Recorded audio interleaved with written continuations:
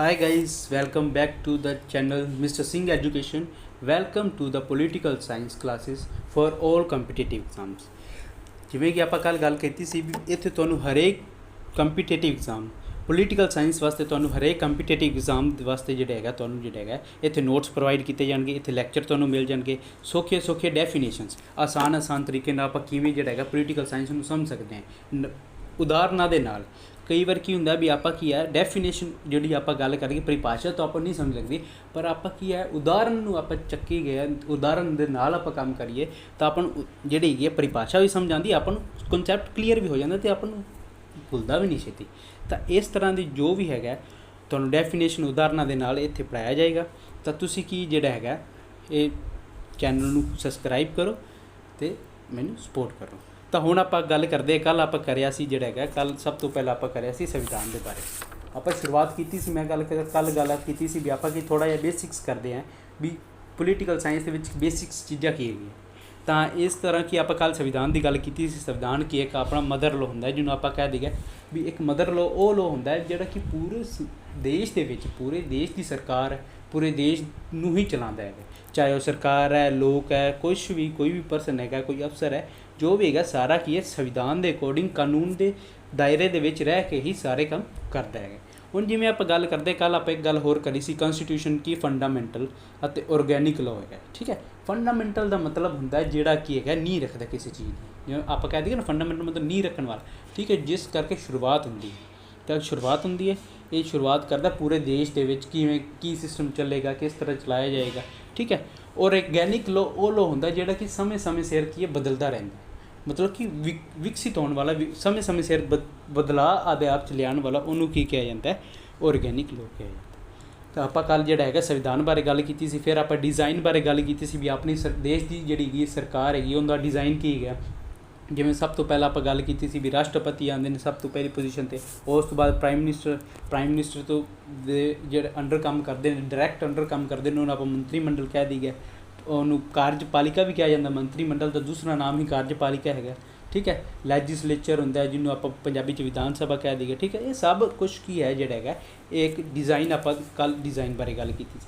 ਫਿਰ ਆਪਾਂ ਰਾਜ ਸਭਾ ਲੋਕ ਸਭਾ ਬਾਰੇ ਗੱਲ ਕੀਤੀ ਸੀ। ਰਾਜ ਸਭਾ ਦੇ ਵਿੱਚ ਕਿਹੜੇ ਮੈਂਬਰ ਹੁੰਦੇ ਨੇ, ਲੋਕ ਸਭਾ ਦੇ ਵਿੱਚ ਕਿੰਨੇ ਮੈਂਬਰ ਹੁੰਦੇ ਨੇ, ਕਿਵੇਂ ਇਹਨਾਂ ਦੀ ਜਿਹੜੀ ਕਿ ਚੋਣ ਵਿਧੀ ਹੁੰਦੀ ਹੈ। ਠੀਕ ਹੈ, ਆਪਾਂ ਕੱਲ੍ਹ ਗੱਲ ਕੀਤੀ ਸੀ ਵੀ ਰਾਜ ਸਭਾ ਦੇ ਮੈਂਬਰ ਅਸਿੱਧੇ ਤੌਰ 'ਤੇ ਚੁਣੇ ਜਾਂਦੇ ਨੇ, ਲੋਕ ਸਭਾ ਦੇ ਮੈਂਬਰ ਕੀ ਸਿੱਧੇ ਤੌਰ 'ਤੇ ਚੁਣੇ ਜਾਂਦੇ ਨੇ। ਤਾਂ ਇੱਕ ਕੱਲ੍ਹ ਕੁਐਸਚਨ ਹੈਗਾ ਸੀ, ਦੋ ਕੁਐਸਚਨ ਕੱਲ੍ਹ ਕੀਤੇ ਸੀ ਕਲਾਸ ਦੇ ਵਿੱਚ। ਇੱਕ ਸਭ ਤੋਂ ਪਹਿਲਾਂ ਜਿਹੜਾ ਕੁਐਸਚਨ ਹੈਗਾ ਸੀ ਵੀ ਰਾਜ ਸਭਾ ਦਾ ਉਹ ਕਿਹੜਾ ਮੈਂਬਰ ਹੈਗਾ, ਪਹਿਲਾ ਮੈਂਬਰ ਜਿਹੜਾ ਕੀ ਹੈ ਜਿਸ ਨੂੰ ਪ੍ਰਧਾਨ ਮੰਤਰੀ ਵਜੋਂ ਕੀ ਚੁਣਿਆ ਗਿਆ। ਤਾਂ ਉਹ ਕੌਣ ਸੀ? ਡਾਕਟਰ ਮਨਮੋਹਨ ਸਿੰਘ ਜੀ ਸੀ, ਜਿਹੜੇ ਕਿ ਸਭ ਤੋਂ ਪਹਿਲੇ ਇੱਕ ਵਿਧਾਇਕ ਹੈਗੇ ਸੀ ਰਾਜ ਸਭਾ ਦੇ ਵਿੱਚੋਂ ਜਿਨ੍ਹਾਂ ਨੂੰ ਕੀ ਹੈ ਜਿਹੜਾ ਹੈਗਾ ਚੁਣਿਆ ਗਿਆ ਸੀ ਸਿੱਧੇ ਤੌਰ 'ਤੇ। ਤਾਂ ਮਤਲਬ ਕੀ ਹੈ ਚੋਣਾਂ ਦੁਆਰਾ ਚੁਣਿਆ ਗਿਆ ਸੀ, ਬਟ ਕੀ ਹੈ ਉਹਨਾਂ ਨੂੰ ਕੀ ਜਿਹੜਾ ਹੈਗਾ ਰਾਜ ਸਭਾ ਦੇ ਵਿੱਚੋਂ ਚੁਣਿਆ ਗਿਆ ਸੀ। ਬਹੁਤ ਸਾਰੇ ਸਟੂਡੈਂਟਸ ਇਹ ਡਾਊਟ ਹੁੰਦਾ ਕਈ ਵਾਰੀ ਕਿ ਕਲੀਅਰੈਂਸ ਨਹੀਂ ਹੁੰਦੀ ਹੈ ਵੀ ਆਪਾਂ ਨੂੰ ਇਹ ਲੱਗਦਾ ਹੈਗਾ ਵੀ ਲੋਕ ਸਭਾ ਦੇ ਵਿੱਚੋਂ ਹੀ ਪ੍ਰਧਾਨ ਮੰਤਰੀ ਨੂੰ ਚੁਣਿਆ ਜਾਂਦਾ, ਪਰ ਇਹ ਗੱਲ ਗਲਤ ਹੈ। ਇਹ ਆਪਣੀ ਇੱਕ ਵੀ ਆਪਣੇ ਕੋਲ ਇਹ ਜਿਹੜਾ ਹੈਗਾ ਜਵਾਬ ਹੈਗਾ ਗਲਤ ਹੈ। ਰਾਜ ਸਭਾ ਦੇ ਵਿੱਚੋਂ ਵੀ ਕੀ ਹੈ ਮੈਂਬਰ ਕੋਈ ਵੀ ਮੈਂਬਰ ਜਿਹੜਾ ਹੈਗਾ ਪ੍ਰਧਾਨ ਮੰਤਰੀ ਬਣ ਸਕਦਾ। ਠੀਕ ਹੈ, ਹੁਣ ਇਵੇਂ ਹੀ ਕੀ ਹੈ ਇੱਕ ਆਪਾਂ ਕੱਲ੍ਹ ਗੱਲ ਕੀਤੀ ਸੀ, ਜਿਹੜੀ ਗੱਲ ਕੀਤੀ ਸੀ ਆਪਾਂ ਲੋਕ ਸਭਾ ਦੇ ਵਿੱਚ ਜਿਹੜੇ ਮੈਂਬਰਸ ਦੀ ਗੱਲ ਕੀਤੀ ਸੀ ਵੀ ਦੋ ਜਿਹੜੇ ਮੈਂਬਰ ਹੈਗੇ ਨੇ ਜਿਹੜੇ ਰਾਸ਼ਟਰਪਤੀ ਆਪਣੀ ਮਰਜ਼ੀ ਨਾਲ ਨਾਮਜ਼ਦ ਕਰਦਾ ਸੀ, ਜਿਨ੍ਹਾਂ ਨੂੰ ਐਂਗਲੋ ਇੰਡੀਅਨ ਤੌਰ 'ਤੇ ਉਹਨਾਂ ਨੂੰ ਕੀ ਖਤਮ ਕਰ ਦਿੱਤਾ ਗਿਆ 134 ਸੋਧ ਦੇ ਵਿੱਚ 104th ਅਮੈਂਡਮੈਂਟ ਐਕਟ ਦੇ ਵਿੱਚ। ਤਾਂ ਉਹ ਪੁੱਛਿਆ ਸੀ, ਉਹ ਸਾਲ ਪੁੱਛਿਆ ਸੀ ਮੈਂ ਵੀ ਉਸ ਸਾਲ ਕਦੋਂ ਵੀ ਉਹਨਾਂ ਨੂੰ ਜਿਹੜਾ ਹੈਗਾ ਵੀ 104th ਅਮੈਂਡਮੈਂਟ ਜਿਹੜਾ ਹੈਗਾ ਐਕਟ ਪਾਸ ਹੋਇਆ ਸੀ। ਤਾਂ ਉਹ ਕੀ ਸੀ 10 ਦਸੰਬਰ 2019 ਦੇ ਵਿੱਚ ਉਹਨੂੰ ਕੀ ਜਿਹੜਾ ਹੈਗਾ ਪਾਸ ਕੀਤਾ ਗਿਆ ਸੀ। ਉਹ ਜਿਹੜਾ ਹੋਇਆ ਸੀ ਉਸ ਤੋਂ ਬਾਅਦ ਕੀ ਜਿਹੜੇ ਹੈਗੇ ਆਪਣੇ ਐਂਗਲੋ ਇੰਡੀਅਨ ਮੈਂਬਰਸ ਜਿਹੜੇ ਹੈਗੇ ਨੇ ਉਹਨਾਂ ਦੀ ਪ੍ਰੋਵੀਜ਼ਨ ਖਤਮ ਕਰ ਦਿੱਤੀ ਗਈ।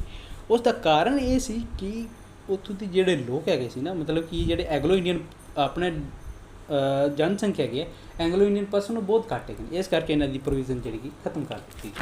ਠੀਕ ਹੈ, ਤਾਂ ਆਪਾਂ ਕੱਲ੍ਹ ਵਾਲੇ ਲੈਕਚਰ ਤੋਂ ਆਪਾਂ ਨੂੰ ਜੋ ਵੀ ਸੀ ਆਪਾਂ ਥੋੜ੍ਹਾ ਡਿਸਕਸ ਕਰ ਲਿਆ। ਤਾਂ ਹੁਣ ਆਪਾਂ ਅੱਜ ਬਾਰੇ ਗੱਲ ਕਰਾਂਗੇ। ਤਾਂ ਅੱਜ ਜਿਹੜਾ ਹੈਗਾ ਆਪਾਂ ਗੱਲ ਕਰਾਂਗੇ ਥੋੜ੍ਹਾ ਹੋਰ ਬੇਸਿਕ ਚੀਜ਼ਾਂ ਦੀ ਗੱਲ ਕਰਾਂਗੇ। ਫਿਰ ਆਪਾਂ ਕੀ ਹੌਲੀ ਟੌਪਿਕ ਵਾਈਜ਼ ਜਿਹੜਾ ਹੈਗਾ ਆਪਾਂ ਚੱਕਦੇ ਜਾਵਾਂਗੇ, ਟੌਪਿਕਸ ਚੱਕਦੇ ਜਾਵਾਂਗੇ। Fundamental rights, fundamental duties, directive principal of state policy, ਲੋਕ ਸਭਾ, ਰਾਜ ਸਭਾ, ਪ੍ਰਾਈਮ ਮਿਨਿਸਟਰ, ਪ੍ਰੈਜ਼ੀਡੈਂਟ, ਹਰੇਕ ਪਰਸਨ ਆਪਾਂ ਕੀ ਜਿਹੜਾ ਹੈਗਾ ਇਸ ਕਲਾਸਿਸ ਦੇ ਵਿੱਚ ਕਰਾਂਗੇ। ਪਰ ਤੁਸੀਂ ਕੀ ਹੈ ਜਿਹੜਾ ਰੋਜ਼ ਕਲਾਸ ਲਗਾਉਣੀ ਹੈ, ਚੈਨਲ ਨੂੰ ਸਬਸਕ੍ਰਾਈਬ ਕਰਨਾ ਹੈ, ਬੈਲ ਆਈਕਨ ਨੂੰ ਦਬਾਉਣਾ ਹੈ ਤਾਂ ਕਿ ਤੁਹਾਨੂੰ ਜੋ ਵੀ ਜੇ ਮੈਂ ਕਲਾਸ ਲਗਾਵਾਂ ਉਹਦੇ ਕੀ ਅਪਡੇਟ ਤੁਹਾਨੂੰ रोज़ दी रोज़ मिल सके। तो एक होर की है भी मैं कुछ करा थोड़े दिन तक कोशिश करांगा मैं कि टैलीग्राम ते तुहानूं जिहड़े है रैगूलरली नोट्स भी प्रोवाइड करा दिया, ठीक है। उनका जिहड़ा लिंक है मैं डिस्क्रिप्शन दे विच दे देंगे, बट तुसीं 1-2 दिन रिक्वेस्ट है वेट करो। तो हुण की आपां गल करदे हां, अज आपां गल करांगे what is the difference between written and unwritten constitution. मतलब की है भी आपां पंजाबी दे विच कहीए तां कि लिखती ਅਤੇ अलिखती संविधान दे विच अंतर की हुंदा है। तो अंतर कोई ज़्यादा है नहीं, मतलब जो भी है मतलब लिखिया जिवें हुण कि हुण आपां गल करके लिखती वो हुंदा जिहड़ा लिखिया जांदा है, अलिखती वो हुंदा जिहड़ा लिखिया नहीं लिखिया ना गया होवे, ठीक है। तो वही हुंदा मतलब कि गल तो ही है, बट की इहदे विच कुछ जिहड़े हैगे ने माइनर चीज़ां हैगियां जिहड़ी कि आपां नूं समझण दी जरूरत हैगी है, जिहदे नाल कि अपना कंसैप्ट क्लीयर एग्जैक्टली क्लीयर होंदा है। कई बार की होंदा आप सिर्फ इन्ना ही अपन पता होंदा है भी लिखती संविधान दे विच जिहड़ा हैगा लिखिया होंदा है, ते अलिखती संविधान च वो होंदा भी जिहड़ा लिखिया ना गया, बस आही होंदा है। तो ये गल इत्थों तक नहीं खत्म हो जाती, ਆਪਾਂ ਨੂੰ ਸਮਝਣ ਦੀ ਜ਼ਰੂरत ਹੁੰਦੀ ਵੀ ਰਿਟਨ ਤੇ ਰਿਟਨ ਅਨਰਿਟਨ ਕੀ ਚੀਜ਼ਾਂ ਹੈਗੀਆਂ ਨੇ। ਤਾਂ ਆਪਾਂ ਅੱਜ ਰਿਟਨ ਤੇ ਅਨਰਿਟਨ ਬਾਰੇ ਆਪਾਂ ਗੱਲ ਕਰਾਂਗੇ। ਤਾਂ ਸਭ ਤੋਂ ਪਹਿਲਾਂ ਆਪਾਂ ਕੀ ਰਿਟਨ ਦੀ ਗੱਲ ਕਰਦੇ ਹਾਂ। ਆਪਾਂ ਨੂੰ ਪਤਾ ਹੀ ਹੈ ਆਪਣਾ ਦੇਸ਼ ਭਾਰਤ, ਆਪਣੇ ਦੇਸ਼ ਭਾਰਤ ਦਾ ਸੰਵਿਧਾਨ ਹੈ। ਤੁਹਾਨੂੰ ਕੱਲ੍ਹ ਗੱਲ ਕੀਤੀ ਸੀ ਲੋਕਤੰਤਰਿਕ ਦੇਸ਼ ਦੇ ਵਿੱਚ ਜਿਹੜਾ ਹੈਗਾ ਸੰਵਿਧਾਨ ਲਿਖਤੀ ਸੰਵਿਧਾਨ ਹੋਣਾ ਜ਼ਰੂਰੀ, ਠੀਕ ਹੈ। ਤਾਂ ਐਵੇਂ ਕਿ ਆਪਣਾ ਦੇਸ਼ ਭਾਰਤ, ਆਪਣੇ ਦੇਸ਼ ਭਾਰਤ ਦਾ ਸਭ ਤੋਂ ਜਿਹੜਾ ਹੈਗਾ ਵੱਡਾ, ਪੂਰੇ ਸੰਸਾਰ ਦਾ ਸਭ ਤੋਂ ਵੱਡਾ ਲਿਖਤੀ ਸੰਵਿਧਾਨ ਹੈਗਾ, ਠੀਕ ਹੈ। ਹੁਣ ਕੀ ਹੈ ਇੱਥੇ ਲਿਖਤੀ ਸੰਵਿਧਾਨ ਦਾ ਮਤਲਬ ਕੀ ਹੁੰਦਾ, ਇਹਦੇ ਵਿੱਚ ਹਰੇਕ ਗੱਲ ਦੀ, ਹਰੇਕ ਕਾਨੂੰਨ ਬਾਰੇ ਗੱਲ ਕੀਤੀ ਗਈ ਹੈ। ਹਰੇ ਆਪਣੀ ਦੇਸ਼ ਦੀ ਸਰਕਾਰ ਦੀ ਗੱਲ ਕੀਤੀ ਗਈ ਵੀ ਉਹਦਾ ਕਰੈਕਟਰ ਕਿਵੇਂ ਹੋਵੇਗਾ। ਜਿਵੇਂ ਤੁਹਾਨੂੰ ਕੱਲ੍ਹ ਦੱਸਿਆ ਸੀ ਆਪਣੀ ਦੇਸ਼ ਦਾ ਕਰੈਕਟਰ ਕੀ ਹੈ, सोशलिस्ट होनी चाहिए है, रिपब्लिक होनी चाहिए, सोशलिस्ट होनी चाहिए है, सैकुलर सरकार होनी चाहिए है, डेमोक्रेटिक सरकार होनी चाहिए है। एवें ही की जिहड़ा हैगा ये सारी जिहड़ी प्रोविजन हैगे ने ये अपने जिहड़े हैगे ने संविधान दे विच एवें लिखे गए हैं। एवें ही की है हुण जिहड़ा आपां इन्हां नूं कि एक बुक दे विच लिखिया गया प्रधानमंत्री दी शक्तियां वो किवें किहड़ी शक्ति दा प्रयोग करेगा, ये सारा एक गल की है जिहड़ा हैगा एक बुक दे विच लिखी गई हुंदी है। राष्ट्रपति कदों जिहड़ा हैगा वो जॉइंट सैशन बुलावेगा ਜਾਂ कोई भी शक्ति ਦਾ प्रयोग करता हैगा, ठीक है। ऑर्डीनेंस पावर मतलब जिन्होंने आप अध्यादेश कह दी गया उनका प्रयोग करता, आदि शक्ति का प्रयोग करता है, तो कदों करेगा किस सूरत दे विच करेगा, ठीक है। ये सारी चीज़ों की गल की है जिहड़ा हैगा अपने संविधान दे विच ही लिखियां गई ने बकायदा, ठीक है। हुण अनरिटन कॉन्स्टिट्यूशन वो कॉन्स्टिट्यूशन हुंदा जिहड़ा लिखिया ना गया, गल सही है। पर की है इहदे विच की है मतलब ये नहीं कि भी आप वो जिहड़े कि देश की सरकार हैगी है वो की है जिहड़ा हैगा भी आदे कॉन्स्टिट्यूशन नूं लिखदे ने कॉन्स्टिट्यूशन लिखदे ने, पर लिखदे ऐ ने जिवें तुहानूं मैं डायग्राम दे थ्रू थोड़ा समझाउण दी कोशिश की है, जिवें लॉ 1 लॉ 2 मतलब की है जिहड़ा हैगा में एक पेज ते वो की लॉ नूं लिखदे ने, मतलब लिखदे ने ਉਹ लूज पेपर्स ਦੇ ਵਿੱਚ ਉਵੇਂ ਉਹਨਾਂ ਦੇ ਕੋਲ ਜਿਹੜਾ ਹੈਗਾ ਲਿਖਿਆ ਪਿਆ ਹੈ, ਪਰ ਉਹ ਕੀ ਹੈ ਇੱਕ ਬੁੱਕ ਦੇ ਵਿੱਚ ਕੰਪਾਈਲ ਨਹੀਂ ਕਰਦੇ। ਇੱਕ ਬੁੱਕ ਦੇ ਵਿੱਚ ਉਹਨੂੰ ਸਿੱਧਾ ਹੈਗਾ ਜਿਵੇਂ ਆਪਾਂ ਕਹਿ ਦਈਏ ਨਾ ਇੱਕ ਬੁੱਕ ਛਾਪ ਦੇਈਏ ਆਪਾਂ ਵੀ ਆਹ ਜਿਹੜੀ ਚੀਜ਼ਾਂ ਹੈਗੀਆਂ ਨੇ ਮੇਰੀ ਹੈਗੀਆਂ ਨੇ ਖਾਸ ਹੈਗੀਆਂ ਨੇ, ਅਤੇ ਐਵੇਂ ਕਿ ਉਹ ਆਦੀ ਜਿਹੜੀ ਬੁੱਕ ਦੇ ਵਿੱਚ ਛਾਪਦੇ ਨਹੀਂ ਹੈਗੇ। ਕਿਉਂਕਿ ਜਿਹੜਾ ਹੈਗਾ ਇਹ ਸੰਵਿਧਾਨ ਜਿਹੜਾ ਹੈਗਾ ਸੰਵਿਧਾਨ ਨੂੰ ਆਦੀ ਮਰਜ਼ੀ ਦੇ ਨਾਲ ਉਹ ਕੀ ਚੇਂਜ ਕਰ ਸਕਦੇ ਨੇ।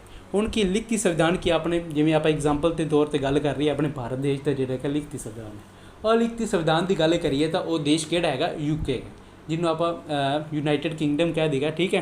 तो ब्रिटेन एक अजिहा देश है जिन्हों का कि अलिखती संविधान है।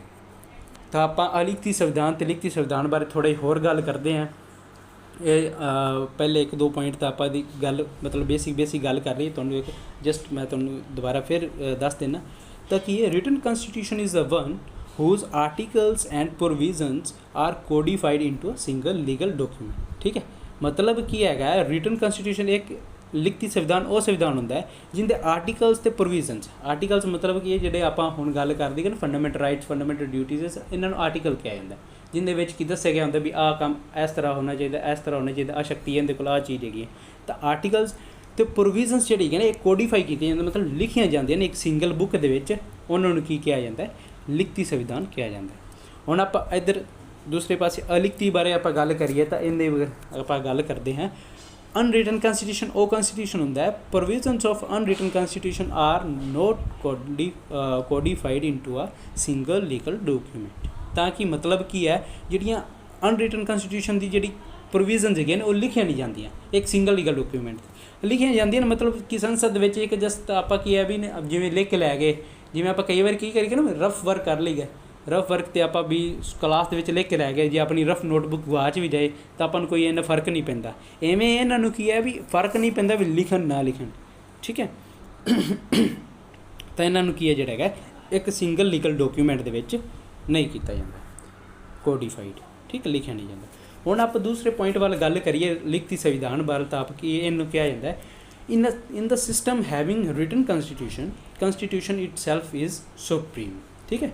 ਤਾਂ ਕੀ ਹੈ ਉਹ ਕਹਿ ਰਹੇ ਨੇ ਜਿੱਥੇ ਲਿਖਤੀ ਸੰਵਿਧਾਨ ਹੁੰਦਾ ਉਹ ਲਿਖਤੀ ਸੰਵਿਧਾਨ ਜਿਹੜਾ ਹੈਗਾ ਸੰਵਿਧਾਨ ਖੁਦ ਜਿਹੜਾ ਹੈਗਾ ਸਭ ਤੋਂ ਪਾਵਰਫੁਲ ਉਹ ਚੀਜ਼ ਹੈਗੀ, ਉਹ ਬੁੱਕ ਹੁੰਦੀ ਹੈ, ਠੀਕ ਹੈ। ਉਹ ਕੀ ਆਪਣੇ ਪੂਰੇ ਦੇਸ਼ ਦਾ ਜਿਹੜਾ ਹੈਗਾ ਕਰਤਾ ਧਰਤਾ ਉਹੀ ਹੁੰਦਾ ਹੈ, ਠੀਕ ਹੈ। And acts as a reference point for all the other organs of the function as they have to follow the constitution। ਤਾਂ ਹੁਣ ਕੀ ਕਹਿੰਦੇ ਨੇ, ਮਤਲਬ ਕੀ ਹੈ ਜੋ ਵੀ ਚੀਜ਼ਾਂ ਹੈਗੀਆਂ ਨੇ, ਚਾਹੇ ਉਹ ਸੁਪਰੀਮ ਕੋਰਟ ਹੈ, ਹਾਈ ਕੋਰਟ ਹੈ, ਪ੍ਰੈਜ਼ੀਡੈਂਟ ਹੈ, ਪ੍ਰਾਈਮ ਮਿਨਿਸਟਰ ਹੈ, ਹੋਮ ਮਿਨਿਸਟਰ ਹੈ, ਕੋਈ ਵੀ ਪਰਸਨ ਹੈਗਾ, ਉਹ ਸਾਰਿਆਂ ਨੂੰ ਕੀ ਹੈ ਜਿਹੜੇ ਸਾਰੇ ਔਰਗਨਸ ਹੈਗੇ ਨਾ, ਮਤਲਬ ਉਹ ਅੰਗ ਹੈਗੇ ਨੇ, ਇੱਕ ਅੰਗ ਹੀ ਹੈ ਨਾ ਆਪਣੇ ਦੇਸ਼ ਦੇ ਅੰਗ ਹੈਗੇ ਨੇ, ਰਾਸ਼ਟਰਪਤੀ, ਪ੍ਰਧਾਨ ਮੰਤਰੀ, ਇਹ ਸਾਰੇ ਆਪਣੇ ਦੇਸ਼ ਦੇ ਅੰਗ ਨੇ। ਤਾਂ ਫੰਕਸ਼ਨ ਦੇ ਜਿਹੜੇ ਇਹ ਅੰਗ ਹੈਗੇ ਨੇ ਸਾਰੇ ਕੀ ਹੈ ਜਿਹੜੇ ਹੈਗੇ ਸੰਵਿਧਾਨ ਦੇ ਅਕੋਰਡਿੰਗ ਹੀ ਚੱਲਦੇ ਨੇ। ਕਿਉਂ? ਕਿਉਂਕਿ ਇਹਨਾਂ ਨੂੰ ਸਾਰਿਆਂ ਨੂੰ ਸ਼ਕਤੀਆਂ ਕੌਣ ਦਿੰਦਾ ਨੇ, ਇਹਨਾਂ ਨੂੰ ਪਾਵਰਸ ਜਿਹੜੀ ਹੈਗੇ ਨੇ, ਆਪਾਂ ਕਹਿ ਦਈਏ ਨਾ ਵੀ ਕਿਸੇ ਚੀਜ਼ ਨੂੰ ਆਪਾਂ ਹੱਥ ਦੇਣਾ, ਤਾਂ ਉਹ ਹੱਥ ਜਿਹੜਾ ਹੈਗਾ ਕੌਣ ਦਿੰਦਾ, ਉਹ ਦਿੰਦਾ ਸੰਵਿਧਾਨ। ਆਪਣਾ ਸੰਵਿਧਾਨ ਕੀ ਸਾਰਿਆਂ ਨੂੰ ਕੀ ਹੈ ਇਹ ਸ਼ਕਤੀਆਂ ਪ੍ਰਦਾਨ ਕਰਦਾ, ਤਾਂ ਕਰਕੇ ਉਹ ਆਦਿ ਸ਼ਕਤੀਆਂ ਦਾ ਪ੍ਰਯੋਗ ਕਰਦੇ ਨੇ। ਤਾਂ ਸਭ ਤੋਂ ਸੁਪਰੀਮ ਕੀ ਹੈਗਾ ਲਿਖਤੀ ਸੰਵਿਧਾਨ ਦੇ ਵਿੱਚ ਸੰਵਿਧਾਨ ਹੀ ਹੁੰਦਾ। ਆਪਾਂ ਦੂਸਰੇ ਪਾਸੇ ਗੱਲ ਕਰੀਏ ਅਲਿਖਤੀ ਸੰਵਿਧਾਨ ਦੇ ਵਿੱਚ, in unwritten constitution every law made by parliament becomes part of their constitution. ਮਤਲਬ ਕੀ ਹੈਗਾ ਇੱਥੇ ਕੀ ਹੈ ਜਿਹੜਾ ਹੈਗਾ ਵੀ ਅਨਰਿਟਨ ਕੰਸਟੀਟਿਊਸ਼ਨ ਅਲਿਖਤੀ ਸੰਵਿਧਾਨ ਦੇ ਵਿੱਚ ਜਿਹੜਾ ਵੀ ਕਾਨੂੰਨ ਜਿਹੜਾ ਹੈਗਾ ਪਾਰਲੀਮੈਂਟ ਬਣਾਉਂਦੀ ਹੈ, ਠੀਕ ਹੈ। ਪਾਰਲੀਮੈਂਟ ਚਲੋ ਠੀਕ ਹੈ, ਪਾਰਲੀਮੈਂਟ ਜਿਹੜੀ ਸੱਤਾ ਹੁਣ ਜਿਹੜੀ ਵੀ ਮੈਜੋਰਟੀ ਪਾਰਟੀ ਹੋਏਗੀ ਉਹ ਤਾਂ ਆਪਣੀ ਮਰਜ਼ੀ ਨੂੰ ਕੁਛ ਵੀ ਬਣਾ ਸਕਦੀ। ਪਾਰਲੀਮੈਂਟ ਦੇ ਵਿੱਚ ਜੋ ਵੀ ਕਾਨੂੰਨ ਪਾਸ ਹੋ ਗਿਆ ਉਹ ਕੀ ਹੁੰਦਾ ਹੈ, is the supreme authority not the constitution, ਠੀਕ ਹੈ। ਤਾਂ ਉੱਥੇ ਕੀ ਹੈ ਜਿਹੜਾ ਹੈਗਾ ਪਿਓਰ ਕੰਸਟੀਟਿਊਸ਼ਨ ਸੰਵਿਧਾਨ ਦਾ ਬਣ ਜਾਏਗਾ ਜਦੋਂ ਪਾਰਲੀਮੈਂਟ ਨੇ ਉਹ ਕੋਈ ਵੀ ਕਾਨੂੰਨ ਬਣਾਇਆ। ਕਿਉਂ? ਕਿਉਂਕਿ ਪਾਰਲੀਮੈਂਟ ਸਭ ਤੋਂ ਸੁਪਰੀਮ ਅਥੋਰਿਟੀ ਹੈ। ਦੂਸਰੇ ਪਾਸੇ ਕੀ ਹੈ ਕੰਸਟੀਟਿਊਸ਼ਨ ਹੈ, ਬਟ ਇੱਥੇ ਅਲਿਖਤੀ ਸੰਵਿਧਾਨ ਦੇ ਵਿੱਚ ਜਿੱਥੇ ਵੀ ਅਲਿਖਤੀ ਸੰਵਿਧਾਨ ਹੋਏਗਾ ਉੱਥੇ ਕੀ ਹੈ ਪਾਰਲੀਮੈਂਟ ਸਭ ਤੋਂ ਜ਼ਿਆਦਾ ਜਿਹੜੀ ਪਾਵਰਫੁਲ ਚੀਜ਼ ਹੋਏਗੀ, ਅਥੋਰਿਟੀ ਹੋਵੇਗੀ। ਜੋ ਪਾਰਲੀਮੈਂਟ ਕਹੇਗੀ ਉਹਨਾਂ ਨੂੰ ਉਹ ਉਸ ਅਕੋਰਡਿੰਗ ਦੇਸ਼ ਦੇ ਵਿੱਚ ਜਿਹੜਾ ਹੈਗਾ ਕਾਨੂੰਨ ਇੰਪਲੀਮੈਂਟ ਕਰਨਾ ਹੀ ਪਵੇਗਾ। ਹੁਣ ਆਪਾਂ ਅੱਗੇ ਗੱਲ ਕਰਦੇ ਹੈਗਾ ਜੁਡੀਸ਼ਰੀ ਬਾਰੇ, ਠੀਕ ਹੈ। ਅੱਗੇ ਗੱਲ ਕਰਦੇ ਆਪਾਂ ਜੁਡੀਸ਼ਰੀ ਬਾਰੇ, ਮਤਲਬ ਕਿ ਥਰਡ ਪੁਆਇੰਟ ਵੱਲ ਆਪਾਂ ਵੱਧਦੇ ਹੈਗੇ। ਤਾਂ ਕੀ ਹੈ ਲਿਖਤੀ ਸੰਵਿਧਾਨ ਦੇ ਵਿੱਚ ਥਰਡ ਪੁਆਇੰਟ ਜਿਹੜਾ ਹੈਗਾ ਤੀਜੇ ਆਪਾਂ ਪੁਆਇੰਟ ਦੀ ਗੱਲ ਕਰੀਏ ਤਾਂ ਉਹ ਕੀ ਹੈਗਾ, judiciary generally enjoys wide powers in case of written constitution. Judiciary ਮਤਲਬ ਕਿ ਆਪਣੀ ਨਿਆਂਪਾਲਿਕਾ, ਠੀਕ ਹੈ। ਨਿਆਂਪਾਲਿਕਾ ਜਿਹੜੀ ਹੈਗੀ ਹੈ ਉਹ ਜਨਰਲੀ ਮਤਲਬ ਆਮ ਤੌਰ 'ਤੇ ਕੀ ਹੈ ਉਹਨਾਂ ਕੋਲ ਕੀ ਪਾਵਰਸ ਹੁੰਦੀਆਂ ਨੇ, ਠੀਕ ਹੈ, ਇਨ ਕੇਸ ਆਫ ਰਿਟਨ ਲਿਖਤੀ ਸੰਵਿਧਾਨ ਦੇ ਵਿੱਚ। ਕਿਉਂ? ਜੁਡੀਸ਼ਰੀ ਕੀ ਹੈ ਇੱਕ ਅਜਿਹੀ ਅਥੋਰਿਟੀ ਹੈ ਜੋ ਕੀ ਹੈ ਜਿਹੜਾ ਹੈਗਾ ਪਾਰਲੀਮੈਂਟ ਦਾ ਕੋਈ ਵੀ ਬਣਾਇਆ ਕਾਨੂੰਨ ਨੂੰ ਕੀ ਹੈ ਜਿਹੜਾ ਹੈਗਾ ਉਹਨੂੰ ਖਾਰਿਜ ਕਰ ਸਕਦੀ। ਕਿਉਂ? ਕਿਉਂਕਿ ਕੀ ਹੈ ਜੇਕਰ ਉਹ ਕੀ ਹੈ ਵੀ ਲੋਕ ਹਿੱਤ ਦੇ ਵਿੱਚ ਹੋਏਗਾ ਫਿਰ ਤਾਂ ਕੀ ਐਜ਼ ਇਟ ਇਜ਼ ਉਵੇਂ ਹੀ ਚੱਲਦਾ ਰਹੇਗਾ ਦੇਸ਼ ਦੇ ਲੋਕਾਂ ਦੇ ਵਿੱਚ। ਪਰ ਜੇਕਰ ਉਹ ਕਾਨੂੰਨ ਕਿਸੇ ਵੀ ਤਰ੍ਹਾਂ ਜਿਹੜਾ ਹੈਗਾ ਦੇਸ਼ ਦੇ ਲੋਕਾਂ ਨੂੰ ਹਾਨੀ ਪਹੁੰਚਾਉਂਦਾ ਹੈ, ਦੇਸ਼ ਦੇ ਮੱਧ ਵਰਗ ਜਾਂ ਫਿਰ ਪਿਛੜੀ ਜਾਤੀਆਂ ਨੂੰ ਕੀ ਹੈ ਜਿਹੜਾ ਹੈਗਾ ਉਹਨਾਂ ਨੂੰ ਹਾਨੀ ਪਹੁੰਚਾਉਂਦਾ, ਕੋਈ ਇੱਕ ਪਰਸਨ ਨੂੰ ਵੀ ਹਾਨੀ ਪਹੁੰਚਾਉਂਦਾ ਤਾਂ ਕੀ ਹੈ ਸੁਪਰੀਮ ਕੋਰਟ ਕੋਲ ਪਾਵਰ ਹੈਗੀ ਉਹ ਕੀ ਹੈ ਜਿਹੜਾ ਹੈਗਾ ਉਹ ਕਾਨੂੰਨ ਨੂੰ ਕੀ ਹੈਗਾ ਰੱਦ ਕਰ ਸਕਦੀ ਹੈ। ਪਰ ਦੂਜੇ ਪਾਸੇ ਆਪਾਂ ਗੱਲ ਕਰੀਏ ਜੇਕਰ ਅਲਿਖਤੀ ਸੰਵਿਧਾਨ ਵੱਲ ਤਾਂ ਇਨ unwritten ਕੰਸਟੀਟਿਊਸ਼ਨ judiciary has limited powers. ਉਹਨਾਂ ਕੋਲ ਕੀ ਜਿਹੜਾ ਜੁਡੀਸ਼ਰੀ ਕੋਲ ਕੀ ਹੈ ਲਿਮਟਡ ਪਾਵਰਸ ਹੁੰਦੀਆਂ ਨੇ, ਇੰਨੀਆਂ ਜ਼ਿਆਦਾ ਪਾਵਰਸ ਨਹੀਂ ਹੁੰਦੀਆਂ। And it can note declare N act of legislature as unconstitutional and void. ਮਤਲਬ ਕੀ ਹੈ ਅਲਿਖਤੀ ਸੰਵਿਧਾਨ ਦੇ ਵਿੱਚ ਜੁਡੀਸ਼ਰੀ ਕੋਲ ਇੰਨੀਆਂ ਪਾਵਰਸ ਨਹੀਂ ਹੁੰਦੀਆਂ। ਕਿਉਂ ਨਹੀਂ ਹੁੰਦੀਆਂ? ਕਿਉਂਕਿ ਜਿਹੜੇ ਹੈਗੇ ਨੇ ਉਹ ਕੀ ਹੈ ਜਿਹੜਾ ਕਾਨੂੰਨ ਬਣਾਇਆ ਗਿਆ ਪਾਰਲੀਮੈਂਟ ਦੁਆਰਾ ਜਾਂ ਫਿਰ ਉਹਨਾਂ ਦੀ ਜਿਹੜੀ ਵਿਧਾਨ ਹੈਗੀ ਵਿਧਾਨ ਸਭਾ ਹੈਗੀ ਵਿਧਾਨ ਪਾਲਿਕਾ ਦੁਆਰਾ, ਜੇਕਰ ਉਹ ਕਾਨੂੰਨ ਬਣਾਉਂਦੇ ਨੇ ਉਹਨਾਂ ਕਾਨੂੰਨ ਜਿਹੜਾ ਹੈਗਾ ਉਹਨਾਂ ਦੇ ਕਾਨੂੰਨ ਨੂੰ ਖਾਰਿਜ ਨਹੀਂ ਕਰ ਸਕਦੀ ਉੱਥੋਂ ਦੀ ਜੁਡੀਸ਼ਰੀ। ਇਸ ਕਰਕੇ ਕੀ ਹੈ ਉੱਥੋਂ ਦੀ ਜੁਡੀਸ਼ਰੀ ਕੋਲ ਪਾਵਰਸ ਜਿਹੜੀ ਹੈ ਲਿਮਟਡ ਜਿਹੜੀਆਂ ਨੇ, ਵੀ ਜਿਵੇਂ ਉਹਨਾਂ ਨੂੰ ਕੀ ਵੀ ਥੋੜ੍ਹੀਆਂ ਬਹੁਤੀਆਂ ਜਿਹੜੀਆਂ ਪਾਵਰਸ ਦਿੱਤੀਆਂ ਗਈਆਂ ਜਿਨ੍ਹਾਂ ਕਰਕੇ ਕੀ ਉਹ ਜਿਹੜਾ ਹੈਗਾ ਉਹ ਚੱਲ ਸਕਦੇ, ਅਦਰਵਾਈਜ਼ ਕੀ ਉਹਨਾਂ ਕੋਲ ਜ਼ਿਆਦਾ ਪਾਵਰਸ ਨਹੀਂ ਹੈ ਜੁਡੀਸ਼ਰੀ ਕੋਲ। ਜੇ ਆਪਾਂ ਸਿਰਫ ਗੱਲ ਕਰੀਏ ਆਪਾਂ ਕੀ ਹੈ ਜਿਵੇਂ ਡੈਮੋਕ੍ਰੇਸੀ ਦੇ ਵਿੱਚ ਗੱਲ ਕਰਦੀ ਹੈ ਨਾ ਵੀ ਲੋਕਾਂ ਕੋਲ ਹੱਥ ਹੈਗੇ ਨੇ, ਤਾਂ ਇੱਥੇ ਕੀ ਲੋਕ ਜਿਹੜੇ ਹੈਗੇ ਨੇ ਲਿਖਤੀ ਸੰਵਿਧਾਨ ਦੇ ਵਿੱਚ ਜਿਹੜੇ ਲੋਕ ਹੈਗੇ ਨੇ ਉਹ ਕੀ ਆਪਦੇ PL ਦਰਜ ਕਰ ਸਕਦੇ ਨੇ, ਠੀਕ ਹੈ। Public interest litigation supreme court high court ਦੇ ਵਿੱਚ, ਫਿਰ ਉਹ ਸੁਪਰੀਮ ਕੋਰਟ ਹਾਈ ਕੋਰਟ ਉੱਥੋਂ ਦੇ ਉਹਦੇ ਵਿੱਚ ਜਿਹੜੇ ਕਿ ਪ੍ਰੋਬ ਕਰੇਗੀ, ਉੱਥੋਂ ਦੀ ਜਿਹੜੀ ਚੀਜ਼ਾਂ ਨੂੰ ਦੇਖੇਗੀ ਵੀ ਸਹੀ ਹੈ, ਹਾਂ ਜਿਹੜੇ ਲੋਕ ਸਹੀ ਕਹਿ ਰਹੇ ਨੇ ਵੀ ਕਿਸੇ ਤਰ੍ਹਾਂ ਜਿਹੜੇ ਹੈਗੇ ਨੇ ਇਹ ਕਾਨੂੰਨ ਜਿਹੜਾ ਹੈਗਾ ਉਹ ਕੀ ਹੈ ਇਹਨਾਂ ਨੂੰ ਜਿਹੜਾ ਹੈਗਾ ਹਾਨੀ ਪਹੁੰਚਾ ਰਿਹਾ ਜਾਂ ਕਿ ਕਿਸੇ ਤਰ੍ਹਾਂ ਇਹਨਾਂ ਨੂੰ ਡਿਪਰਾਈਵ ਕਰ ਰਿਹਾ, ਤਾਂ ਉਹ ਕੀ ਕਾਨੂੰਨ ਖਤਮ ਕਰ ਦਿੰਦੇ। ਪਰ ਦੂਜੇ ਪਾਸੇ ਅਲਿਖਤੀ ਸੰਵਿਧਾਨ ਦੇ ਵਿੱਚ ਇਸ ਤਰ੍ਹਾਂ ਦਾ ਕੁਛ ਵੀ ਨਹੀਂ ਹੁੰਦਾ। ਅੱਗੇ ਆਪਾਂ ਜਿਹੜਾ ਹੈਗਾ ਚੌਥੇ ਪੁਆਇੰਟ ਦੀ ਗੱਲ ਕਰਦੇ ਹਾਂ, ਤਾਂ ਚੌਥੇ ਪੁਆਇੰਟ ਦੀ ਗੱਲ ਕਰੀਏ ਤਾਂ ਕੀ ਹੈ written constitution give rise to federal or unitary system. ਦੇਖੋ ਫੈਡਰਲ ਦਾ ਮਤਲਬ ਪੰਜਾਬੀ 'ਚ ਹੁੰਦਾ ਸੰਘੀ ਸ਼ਾਸਨ ਪ੍ਰਣਾਲੀ, ਠੀਕ ਹੈ। ਮਤਲਬ ਕੀ ਹੁੰਦਾ ਹੈ ਵੀ ਜਿੱਥੇ ਕੀ ਹੈ ਇੱਕ ਆਪਾਂ ਸੰਘੀ ਸ਼ਾਸਨ ਪ੍ਰਣਾਲੀ ਦੀ ਗੱਲ ਕਰੀਏ ਜਾਂ ਇਕਾਰੀ ਪ੍ਰਣਾਲੀ ਦੀ ਆਪਾਂ ਗੱਲ ਕਰ ਦਈਏ। ਯੂਨਿਟਰੀ ਸਿਸਟਮ ਰਿਟਨ ਕੰਸਟੀਟਿਊਸ਼ਨ ਦੇ ਵਿੱਚ ਕੀ ਹੁੰਦਾ, ਫੈਡਰਲ ਉਹ ਹੁੰਦਾ ਮਤਲਬ ਕਿ ਜਿੱਥੇ ਰਿਟਨ ਕੰਸਟੀਟਿਊਸ਼ਨ ਲਿਖਤੀ ਸੰਵਿਧਾਨ ਹੋਏਗਾ ਉੱਥੇ ਕੀ ਫੈਡਰਲ ਸਰਕਾਰ ਹੋਏਗੀ। ਇਹਦਾ ਮਤਲਬ ਕੀ ਹੁੰਦਾ ਹੈ, ਸਰਕਾਰ ਦੋ ਪੋਜੀਸ਼ਨ 'ਤੇ ਮਤਲਬ ਕਿ ਯੂਨੀਅਨ ਗਵਰਨਮੈਂਟ ਜਾਂ ਫਿਰ ਜਿਹਨੂੰ ਆਪਾਂ ਕੀ ਕਹਿੰਦੇ ਸੈਂਟਰਲ ਗਵਰਨਮੈਂਟ ਅਤੇ ਸਟੇਟ ਗਵਰਨਮੈਂਟ, ਦੋ ਲੈਵਲ 'ਤੇ ਗਵਰਨਮੈਂਟ ਹੋਏਗੀ। ਉੱਥੇ ਕੀ ਹੈ ਫੈਡਰਲ ਲੈਵਲ 'ਤੇ ਕੀ ਹੈ ਜਿਹੜਾ ਹੈਗਾ ਮਤਲਬ ਕੀ ਹੈ ਯੂਨੀਅਨ ਲੈਵਲ 'ਤੇ ਜਿਹੜੀ ਹੈਗੀ ਪੂਰੇ ਦੇਸ਼ ਲਈ ਜਿਹੜਾ ਹੈਗਾ ਕੌਣ ਜੁਮਾ ਚੱਕਦੀ ਹੁੰਦੀ, ਸੈਂਟਰਲ ਗਵਰਨਮੈਂਟ ਚੱਕਦੀ ਹੁੰਦੀ। ਸਟੇਟ ਗਵਰਨਮੈਂਟ ਜਿਹੜੀ ਹੈਗੀ ਉਹ ਵੀ ਜਿਹੜਾ ਹੈਗਾ ਆਦੇ ਅਕੋਰਡਿੰਗਲੀ ਆਦੇ ਜਿਹੜੇ ਹੈਗੇ ਨੇ ਕਾਨੂੰਨ ਬਣਾ ਸਕਦੀ ਹੈ, ਉਹਨਾਂ ਨੂੰ ਜਿਹੜੀ ਵਿਵਸਥਾ ਕਰ ਸਕਦੀ ਹੈ। ਇਹ ਪਰ ਕੀ ਹੈ ਇਹਨਾਂ 'ਚ ਥੋੜ੍ਹੀ ਰਿਸਟ੍ਰਿਕਸ਼ਨਸ ਹੁੰਦੀਆਂ ਜਿਹੜੀਆਂ ਕੀ ਹੈ ਲਿਸਟ ਦਿੱਤੀ ਹੈਗੀ ਨੇ ਆਪਾਂ ਕੀ ਹੈ ਜਿਹੜਾ ਹੈਗਾ ਸਕੈਡਿਊਲ 7 ਹੈਗਾ ਉਹਦੇ ਵਿੱਚ ਜਿਹੜੀ ਹੈਗੀ ਦਿੱਤੀਆਂ ਗਈਆਂ ਨੇ ਲਿਸਟ 1 ਜਿਹੜੀ ਹੈਗੀ ਹੈ ਲਿਸਟ 1 ਸੈਂਟਰਲ ਲਿਸਟ ਹੁੰਦੀ ਹੈ, ਲਿਸਟ 2 ਜਿਹੜੀ ਹੈਗੀ ਹੈ ਉਹ ਸਟੇਟ ਲਿਸਟ ਹੈਗੀ ਹੈ। ਇਸ ਤਰ੍ਹਾਂ ਜਿਹੜੇ ਲਿਸਟ 3 ਹੈਗੀ ਉਹਨੂੰ ਕੀ ਹੈ ਆਪਾਂ ਕੰਕਰੈਂਟ ਲਿਸਟ ਕਹਿ ਦਈਏ, ਠੀਕ ਹੈ। ਇਹ ਲਿਸਟ ਬਾਰੇ ਆਪਾਂ ਗੱਲ ਕਰਾਂਗੇ, ਪਰ ਹੁਣ ਜਿਹੜੀ ਗੱਲ ਕਰ ਰਿਹਾ ਵੀ ਉਹ ਕੀ ਫੈਡਰਲ ਗਵਰਨਮੈਂਟ ਵੀ ਹੋ ਸਕਦੀ ਜਾਂ ਫਿਰ ਕੀ ਯੂਨਿਟਰੀ ਵੀ ਹੋ ਸਕਦੀ। ਯੂਨਿਟਰੀ ਸਰਕਾਰ ਉਹ ਸਰਕਾਰ ਹੁੰਦੀ ਜਿਹੜੀ ਕਿ ਸਿਰਫ ਯੂਨੀਅਨ ਲੈਵਲ 'ਤੇ ਯੂਨੀਅਨ ਲੈਵਲ 'ਤੇ ਮਤਲਬ ਕਿ ਸੈਂਟਰ ਲੈਵਲ 'ਤੇ ਇੱਕੋ ਹੀ ਸਰਕਾਰ ਹੋਵੇਗੀ ਜਿਹੜੀ ਪੂਰੇ ਦੇਸ਼ ਨੂੰ ਚਲਾਵੇਗੀ, ਉਹਨੂੰ ਕੀ ਯੂਨਿਟਰੀ ਗਵਰਨਮੈਂਟ ਕਿਹਾ ਜਾਂਦਾ। ਤਾਂ ਇਹ ਜਿਹੜਾ ਹੈਗਾ ਚੌਥੇ ਪੁਆਇੰਟ ਦੇ ਵਿੱਚ ਲਿਖਤੀ ਸੰਵਿਧਾਨ ਦੇ ਵਿੱਚ ਇਹ ਧਿਆਨ ਰੱਖਣਾ ਫੈਡਰਲ ਯੂਨਿਟਰੀ, ਠੀਕ ਹੈ। ਗਵਰਨਮੈਂਟ ਦੋਵੇਂ ਹੀ ਹੋ ਸਕਦੀਆਂ, ਠੀਕ ਹੈ। ਫੈਡਰਲ ਦੇ ਵਿੱਚ ਕੀ ਹੋਏਗਾ ਸੈਂਟਰ ਅਤੇ ਸਟੇਟ ਗਵਰਨਮੈਂਟ ਦੋ ਹੋਣਗੀਆਂ, ਯੂਨਿਟਰੀ ਦੇ ਵਿੱਚ ਕੀ ਹੋਏਗਾ ਸਿਰਫ ਜਿਹੜੀ ਹੈਗੀ ਹੈ ਸੈਂਟਰਲ ਗਵਰਨਮੈਂਟ ਹੋਵੇਗੀ ਜਿਹੜੀ ਪੂਰੇ ਦੇਸ਼ ਨੂੰ ਚਲਾਵੇਗੀ, ਠੀਕ ਹੈ। ਅੱਗੇ ਕੀ ਹੈ ਆਪਾਂ ਅਲਿਖਤੀ ਸੰਵਿਧਾਨ ਬਾਰੇ ਗੱਲ ਕਰੀਏ, ਇੱਧਰ ਗੱਲ ਕਰੀਏ ਇਨ ਅਨਰਿਟਨ ਕੰਸਟੀਟਿਊਸ਼ਨ ਸਿਸਟਮ, ठीक है। In unwritten constitution system this give rise only to unitary system, ठीक है। मतलब कि यूनिटरी सिस्टम मतलब इकेरी शासन प्रणाली जिथे की है सिर्फ सेंटर ही पूरे देश ते राज करेगी ਜਾਂ ਫਿਰ कि पार्लीमेंट का ही सिर्फ राज होएगा। Parliament in the sense central government, इतने पार्लीमेंट का मतलब होएगा सेंट्रल गवर्नमेंट ही पूरे देश ते राज करेगी। इस बारे गल की गई है। ਅੱਗੇ ਆਪਾਂ 5th ਪੁਆਇੰਟ ਵੱਲ ਵਧੀਏ ਤਾਂ 5th ਪੁਆਇੰਟ ਜਿਹੜੀ ਗੱਲ ਕੀਤੀ ਗਈ ਉਹ ਗੱਲ ਕੀਤੀ ਗਿਆ ਰਿਟਨ ਕੰਸਟੀਟਿਊਸ਼ਨ ਮੇ ਬੀ ਰਿਜਿਡ ਔਰ ਫਲੈਕਸੀਬਲ ਇਨ ਨੇਚਰ। मतलब ਕੀ ਹੈ ਰਿਟਨ ਕੰਸਟੀਟਿਊਸ਼ਨ ਜਿੱਥੇ ਲਿਖਤੀ ਸੰਵਿਧਾਨ ਹੋਏਗਾ ਉਹ ਕੀ ਹੈ ਰਿਜਿਡ ਵੀ ਹੋ ਸਕਦਾ ਅਤੇ ਫਲੈਕਸੀਬਲ ਵੀ ਹੋ ਸਕਦਾ। ਰਿਜਿਡ ਉਹ ਹੁੰਦਾ ਜਿੱਥੇ ਕੀ ਹੈ ਆਪਾਂ ਕੀ ਉਹਦੇ ਵਿੱਚ ਜਿਹੜੇ ਹੈਗਾ ਸੋਧ ਕਰਨੀ ਬਹੁਤ ਔਖੀ ਹੁੰਦੀ, ਮਤਲਬ ਰੇਅਰ ਕੇਸ ਦੇ ਵਿੱਚ ਜਿਹੜੀ ਕਿ ਸੋਧ ਕੀਤੀ ਜਾਂਦੀ ਹੈ, ਅਦਰਵਾਈਜ਼ ਕੀ ਹੈ ਉੱਥੇ ਸੋਧ ਹੋਣ ਦਾ ਕੋਈ ਸਕੋਪ ਨਹੀਂ ਹੁੰਦਾ। ਫਲੈਕਸੀਬਲ ਉਹ ਹੁੰਦਾ ਕਿ ਆਸਾਨੀ ਨਾਲ ਕੀ ਹੈ ਇੱਕ ਬਸ ਆਪਾਂ ਸਿੰਪਲ ਮੈਜੋਰਟੀ ਨਾਲ ਕੀ ਆਪਾਂ ਪ੍ਰਸਤਾਵ ਉੱਥੇ ਰੱਖਿਆ, ਉਹ ਸਿੰਪਲ ਮੈਜੋਰਟੀ ਨਾਲ ਪਾਸ ਹੋਇਆ ਤਾਂ ਕੀ ਆਪਣੇ ਸੰਵਿਧਾਨ ਦੇ ਵਿੱਚ ਬਦਲਾਅ ਕੀਤੇ ਗਏ, ਠੀਕ ਹੈ। ਅਤੇ ਕੀ ਹੈ ਜਿਹੜਾ ਹੈਗਾ ਲਿਖਤੀ ਸੰਵਿਧਾਨ ਦੇ ਵਿੱਚ ਹੁੰਦਾ।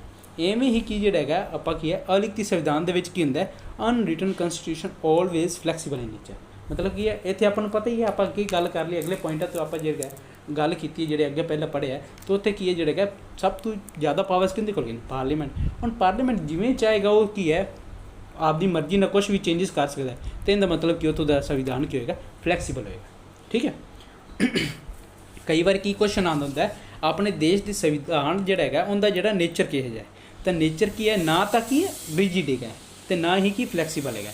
ਇਹ ਕੀ ਕੁਆਸੀ ਫੈਡਰਲ ਹੈਗਾ, ਠੀਕ ਹੈ। ਆਪਣੇ ਦੇਸ਼ ਦਾ ਜਿਹੜਾ ਸੰਵਿਧਾਨ ਹੈਗਾ ਉਹ ਵੀ ਕੁਆਸੀ ਫੈਡਰਲ ਹੈਗਾ, ਠੀਕ ਹੈ।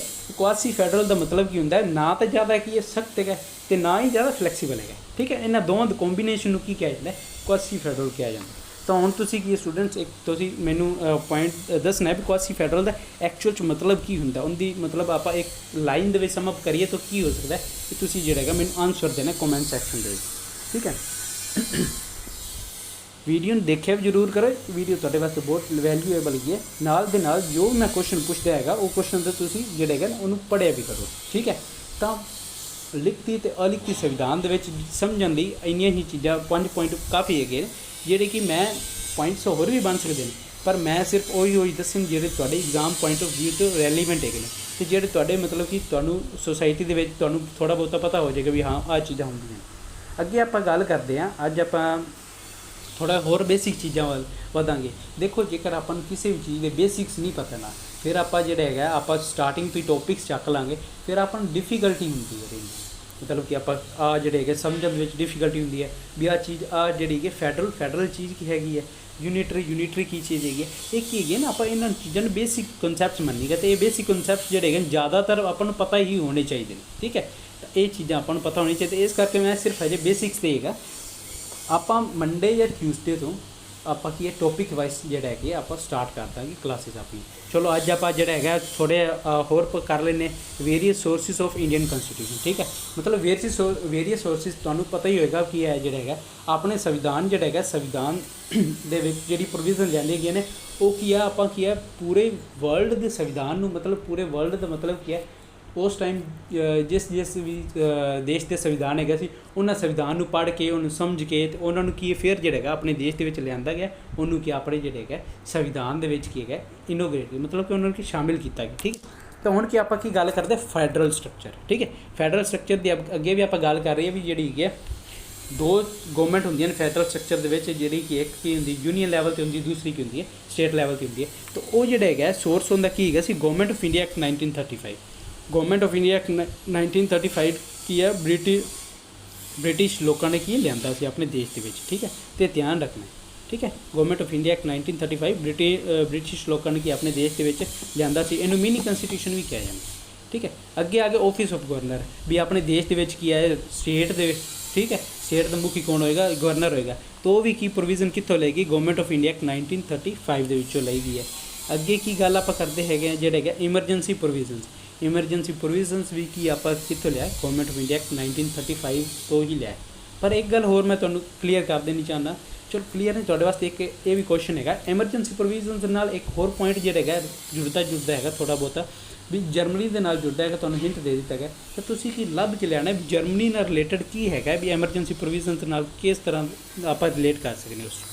ਠੀਕ ਹੈ, ਅੱਗੇ ਆਪਾਂ ਫੋਰਥ ਗੱਲ ਕਰੀਏ ਤਾਂ ਕੀ ਹੈ ਲਾਅ ਮੇਕਿੰਗ ਪ੍ਰੋਸੀਜਰ ਮਤਲਬ ਕਿ ਆਪਣੇ ਦੇਸ਼ ਦੇ ਵਿੱਚ ਕਿਵੇਂ ਜਿਹੜਾ ਹੈਗਾ ਕਾਨੂੰਨ ਬਣਾਇਆ ਜਾਏਗਾ। ਫਸਟ ਰੀਡਿੰਗ ਸੈਕਿੰਡ ਰੀਡਿੰਗ ਲੋਕ ਸਭਾ ਦੇ ਵਿੱਚ ਪਾਸ ਕਰਾਉਣਾ ਫਿਰ ਰਾਜ ਸਭਾ ਦੇ ਵਿੱਚ ਫਿਰ ਕੀ ਹੈ ਰਾਸ਼ਟਰਪਤੀ ਦੀ ਐਸੈਂਟ ਵਾਸਤੇ ਮਤਲਬ ਕਿ ਉਹਨਾਂ ਦੀ ਪ੍ਰਵਾਨਗੀ ਵਾਸਤੇ ਆਪਾਂ ਕਿ ਭੇਜਾਂਗੇ।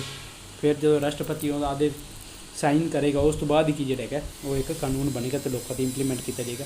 ਉਹ ਕਿੱਥੋਂ ਲਿਆ ਗਿਆ ਆਪਾਂ procedure law making procedure Britain ਤੋਂ।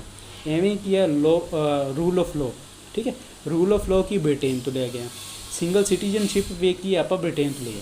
ਸਿੰਗਲ ਸਿਟੀਜ਼ਨਸ਼ਿਪ ਦਾ ਮਤਲਬ ਹੈਗਾ ਵੀ ਆਪਾਂ ਨੇ ਕੀ ਹੈ ਵੀ ਜੇਕਰ ਸਟੇਟ ਦੇ ਵਿੱਚ ਰਹਿੰਦੇ ਪਏ ਤਾਂ ਆਪਣੀ ਕੋਈ ਅਲੱਗ ਸਿਟੀਜ਼ਨਸ਼ਿਪ ਨਹੀਂ ਕਿ ਸਟੇਟ ਤੇ ਪੂਰੇ ਦੇਸ਼ ਦੀ ਕੀ ਹੈ ਇੱਕ ਸਿੰਪਲ ਜਿਹੜੀ ਕਿ ਇੱਕ ਸੇਮ ਸਿਟੀਜ਼ਨਸ਼ਿਪ ਆਪਾਂ ਨੂੰ ਦਿੱਤੀ ਗਈ ਹੈ ਵੀ ਪੂਰੇ ਦੇਸ਼ ਲੈਵਲ 'ਤੇ ਆਪਾਂ ਨੂੰ ਕੀ ਸਿਟੀਜ਼ਨਸ਼ਿਪ ਦਿੱਤੀ ਗਈ। ਚਾਹੇ ਆਪਾਂ ਕਿ ਅਸਾਮ ਦੇ ਵਿੱਚ ਰਹਿੰਦੇ ਤਾਂ ਵੀ ਆਪਣੇ ਕੋਲ ਕੀ ਭਾਰਤ ਦੀ ਸਿਟੀਜ਼ਨਸ਼ਿਪ ਹੋਏਗੀ ਨਾ ਕਿ ਅਸਾਮ ਦੀ ਸਿਟੀਜ਼ਨਸ਼ਿਪ। ਠੀਕ ਹੈ, ਰੈਜ਼ੀਡੈਂਸ ਚੇਂਜ ਹੋ ਸਕਦੀ ਰੈਜ਼ੀਡੈਂਸ ਨੂੰ ਆਪਾਂ ਚੇਂਜ ਕਰ ਸਕਦੇ ਬਟ ਕੀ ਸਿਟੀਜ਼ਨਸ਼ਿਪ ਆਪਾਂ ਨੂੰ ਕੀ ਪੂਰੇ ਦੇਸ਼ ਦੀ ਮਿਲਦੀ। ਇਵੇਂ ਕੀ ਹੈਗਾ parliamentary system of government Ki Britain ਤੋਂ ਲਿਆ।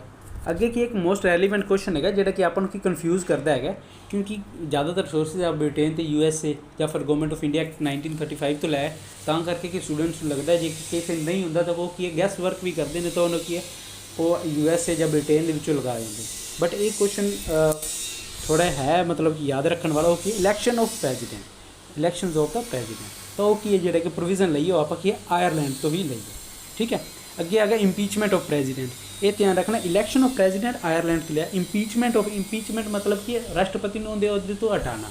ਠੀਕ ਹੈ, ਜਿਵੇਂ ਆਪਾਂ ਕਹਿ ਦਈਏ ਨਾ ਮਹਾਦੋਸ਼ ਦਾ ਮੁਕੱਦਮਾ ਜਿਹੜਾ ਹੈਗਾ ਰਾਸ਼ਟਰਪਤੀ ਖਿਲਾਫ ਜਾਰੀ ਕਰਨਾ ਉਹ ਕੀ ਹੈ USA United States of America ਤੋਂ ਲਿਆ। ਐਵੇਂ ਕਿ directive principal of state policy ਉਹ ਵੀ ਕੀ ਆਪਾਂ ਜਿਹੜਾ ਹੈਗਾ USA ਤੋਂ ਲਿਆ। ਇਵੇਂ ਕਿ ਫੰਡਾਮੈਂਟਲ ਰਾਈਟਸ ਵੀ ਕੀ ਆਪਾਂ ਕੀ ਗਿਆ USA ਤੋਂ ਲਿਆ ਪ੍ਰੋਵੀਜ਼ਨ USA ਤੋਂ ਲਈ ਫੰਡਾਮੈਂਟਲ ਰਾਈਟਸ ਹੁੰਦੇ ਨੇ ਜਿਹੜੇ ਬੇਸਿਕ ਰਾਈਟਸ ਉਹ ਰਾਈਟਸ ਹੈਗੇ ਨੇ ਜਿਹੜੇ ਕਿ ਇੱਕ ਇਨਸਾਨ ਜਿਹੜਾ ਹੈਗਾ ਇੱਕ ਮਨੁੱਖ ਹੈਗਾ ਉਹਨੂੰ ਕੀ ਜਿਹੜਾ ਕਿ ਜੀਣ ਦੇ ਵਿੱਚ ਕਿ ਉਹਨੂੰ ਹੈਲਪਫੁਲ ਹੁੰਦੇ ਨੇ ਇਹ ਹੈ। ਇਵੇਂ ਕਿ ਪ੍ਰੀਐਂਬਲ ਵੀ ਕੀ ਆਪਾਂ ਜਿਹੜਾ ਹੈਗਾ ਯੂਨਾਈਟਿਡ ਸਟੇਟਸ ਆਫ ਅਮਰੀਕਾ ਤੋਂ ਲਿਆ। ਪ੍ਰੀਐਂਬਲ ਬਾਰੇ ਆਪਾਂ ਥੋੜ੍ਹਾ ਜਿਹਾ ਹੈਗਾ ਮੰਡੇ ਆਪਾਂ ਪ੍ਰੀਐਂਬਲ ਬਾਰੇ ਥੋੜ੍ਹੀ ਗੱਲ ਕਰਾਂਗੇ ਉਹਦੇ ਜਿਹੜੀ ਪ੍ਰੋਵੀਜ਼ਨ ਹੈਗੀਆਂ ਕੀ ਚੀਜ਼ਾਂ ਉਹਦੇ ਵਿੱਚ ਆਉਂਦੀਆਂ ਨੇ ਤਾਂ ਆਪਾਂ ਪ੍ਰੀਐਂਬਲ ਬਾਰੇ ਜਿਹਨੂੰ ਪੰਜਾਬੀ 'ਚ ਪ੍ਰਸਤਾਵਨਾ ਕਹੀਗਾ ਉਸ ਬਾਰੇ ਆਪਾਂ ਮੰਡੇ ਗੱਲ ਕਰਾਂਗੇ। ਅੱਗੇ ਇੰਡੀਪੈਂਡੈਂਟ ਜੁਡੀਸ਼ਰੀ ਆਪਾਂ ਕੀ ਹੈ ਯੂਨਾਈਟਿਡ ਸਟੇਟਸ ਆਫ ਅਮਰੀਕਾ ਤੋਂ ਲਿਆ। ਇੰਡੀਪੈਂਡੈਂਟ ਜੁਡੀਸ਼ਰੀ ਦਾ ਮਤਲਬ ਇਹ ਹੁੰਦਾ ਵੀ ਦੇਸ਼ ਦੀ ਜਿਹੜੀ ਜੁਡੀਸ਼ਰੀ ਕੀ ਨਿਆਂਪਾਲਿਕਾ ਹੈਗੇ ਉਹ ਕਿਸੇ ਵੀ ਦਬਾਅ ਦੇ ਥੱਲੇ ਆ ਕੇ ਕੰਮ ਨਾ ਕਰੇ ਆਪਦੀ ਮਰਜ਼ੀ ਨਾਲ ਜਿਵੇਂ ਮਤਲਬ ਸਹੀ ਡਿਸੀਜ਼ਨ ਦੇਵੇ। ਕਈ ਵਾਰ ਕੀ ਹੁੰਦਾ ਨਾ ਸਰਕਾਰ ਗਲਤ ਹੋਵੇ ਤਾਂ ਉਹ ਕੀ ਹੈ ਜਿਹੜਾ ਹੈਗਾ ਪ੍ਰੈਸ਼ਰਾਈਜ਼ਡ ਕਰਦੀ ਹੈ ਨਿਆਂਪਾਲਿਕਾ ਨੂੰ। ਤਾਂ ਇਸ ਤਰ੍ਹਾਂ ਦਾ ਕੁਐਸਚਨ ਹੈ ਇੰਡੀਪੈਂਡੈਂਟ ਜੁਡੀਸ਼ਰੀ। ਅੱਗੇ ਜੁਡੀਸ਼ੀਅਲ ਰਿਵਿਊ ਵੀ ਕੀ ਹੈਗਾ USA ਤੋਂ ਲਿਆ ਗਿਆ। ਜੁਡੀਸ਼ੀਅਲ ਰਿਵਿਊ ਦੇ ਵਿੱਚ ਮਤਲਬ ਕੀ ਹੁੰਦਾ ਕਈ ਵਾਰ ਕੀ ਹੁੰਦਾ ਕੁਛ ਐਵੀਡੈਂਸ ਨਾ ਪ੍ਰਾਪਤ ਹੋਣ ਕਰਕੇ ਜਾਂ ਫਿਰ ਕੀ ਹੈ ਕੋਈ ਵੀ ਜਿਹੜਾ ਪਾਵਰਫੁਲ ਪਰਸਨ ਹੁੰਦਾ ਉਹ ਕੀ ਹੈ ਆਪਣੇ ਜਿਹੜੇ ਹੈਗੇ ਐਵੀਡੈਂਸ ਲੁਕੋ ਲੈਂਦਾ तो बाद च पता लगता भी हाँ आए गए ने, ताकि वो की है देश की न्यायपालिका की है जुडिशियल रिव्यू कर सकती है, उस केस में दोबारा उस पर काम कर सकती है, आदि जोड़ा कोई भी फैसला सुना सकती है, जुडिशियल रिव्यू किया जाता है। हौली हौली आप इन्होंने बारे गल्लां करांगे, आप इन्होंने बारे समझांगे। अगे फंडामेंटल ड्यूटीज़ सॉरी इतने आप गलत लिखे गए, USA तो नहीं लिखे, इतने आप फंडामेंटल ड्यूटीज़ जी ले गए वो लिया USSR, ठीक है, जिन्होंने आप हम की प्रेजेंट टाइम के रशिया के नाम जाइए, ठीक है। फंडामेंटल ड्यूटीज़ की आप रशिया तो लिए ने, ये जो मैं नोट्स देंगा टैलीग्राम से तो इन्हों की करैक्ट करके देंगा, रियली वेरी सॉरी।